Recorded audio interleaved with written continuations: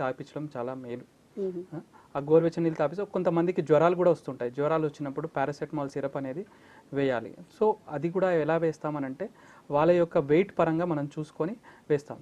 So దాని దాని గోరువెచ్చని నీళ్ళు. ఇంకొకటి ఏంటంటే చిన్నపిల్లలు మెయిన్ కారణము ఈ చలికాలంలో పిల్లలు మామూలుగా కూడా పిల్లలు వాటర్ తాగరు ఎక్కువ.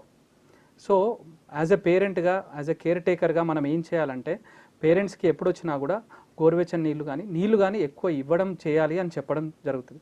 లేకపోతే చాలామంది పిల్లలు ఏమైపోతుందంటే వాటర్ ఎక్కువ తాగకపోవడం వల్ల వాళ్ళకి ఏమైపోతుందంటే ఈవెన్ మోషన్ ప్రాబ్లం, అంటే కొంచెం మోషన్ ఫ్రీగా లేకపోవడం అది కూడా చెప్తూ ఉంటారు. సో దానివల్ల కడుపు నొప్పి ఇవన్నీ ఉంటాయి. సో మెయిన్ వీటన్నిటికీ కూడా మెయిన్గా ఈవెన్ సర్ది దగ్గు జలుబు ఉన్నా లేకపోతే మోషన్ ఫ్రీగా లేకపోయినా వీటన్నిటికీ ఇంట్లో చేసే మనం ఈజీ థింగ్ ఏంటంటే గోరువెచ్చని నీళ్ళు తాగిపించడం. సో ప్రతి ఒక్క పేరెంట్కి మనం ఇది చేయాలి అని చెప్పాలి.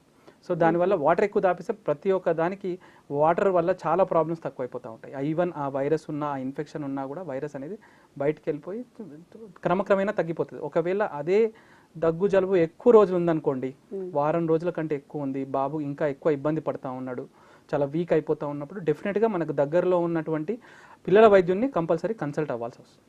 ఓకే డాక్టర్ గారు, అంటే